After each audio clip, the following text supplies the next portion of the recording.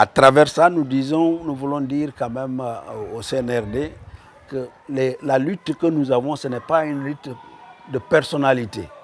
C'est un combat purement impersonnel. Ça n'a rien à voir avec la personnalité de qui que ce soit.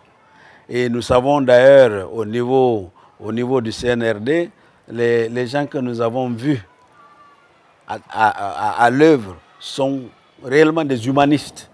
Mais ça, c'est sur le plan du comportement personnel. Maintenant, sur le plan, comment on appelle, de la doctrine, sur le plan et de la gestion de l'État, ça, c'est une affaire, une autre chose entièrement différente. C'est une chose entièrement différente. Nous voulons qu'on ait cette approche que la Guinée appartient à tous ses enfants. Et il faudrait que, surtout dans un pays où il y a cette surabondance de ressources minières, nous voulons en fait que les retombées de la mise en valeur de ces ressources minières puissent bénéficier à tout le monde. Vous prenez un pays comme le Niger, et nous sommes plus nantis que le Niger en termes de ressources minières. Alors comment se fait-il qu'eux, ils peuvent entreprendre de gros projets dans le cadre de ce qu'on appelle ressources minières contre développement, qu'ils arrivent à en faire quelque chose et nous n'arrivons pas. Vous allez aujourd'hui à Niamey, on l'a toujours dit, Niamey s'est battu, le Niger s'est bâti un hôpital de dernier cri, et qui fait en sorte que les gens n'ont pas besoin de sortir pour aller à l'extérieur. C'est la même chose que nous voulons dans ce pays. Mais quand les gens doivent aller mettre en avant leurs intérêts particuliers, en ce moment, c'est le peuple qu'on est en train de duper, c'est le peuple qu'on est en train de tromper.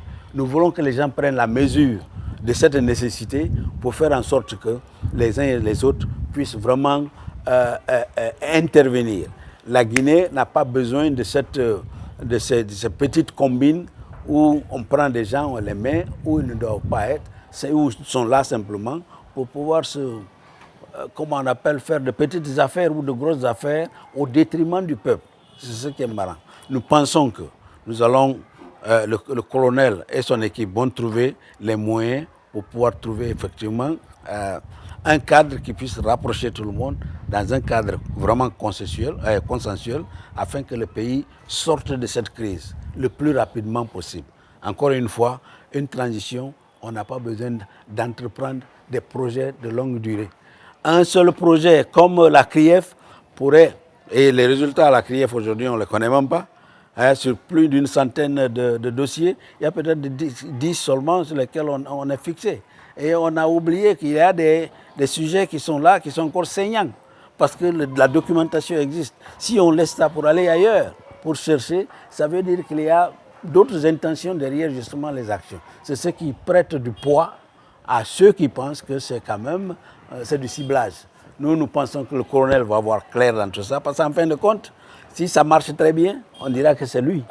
Si ça ne marche pas très bien, on dira que c'est lui. Tous ceux qui sont à côté là, chacun vient avec ses intérêts, on ne verra plus ça. C'est lui qui est le capitaine, c'est lui qu'on va trouver. Alors nous pensons quand même qu'il va prendre la mesure et nous aider effectivement à sortir de ce bourbier. C'est ça mon dernier mot.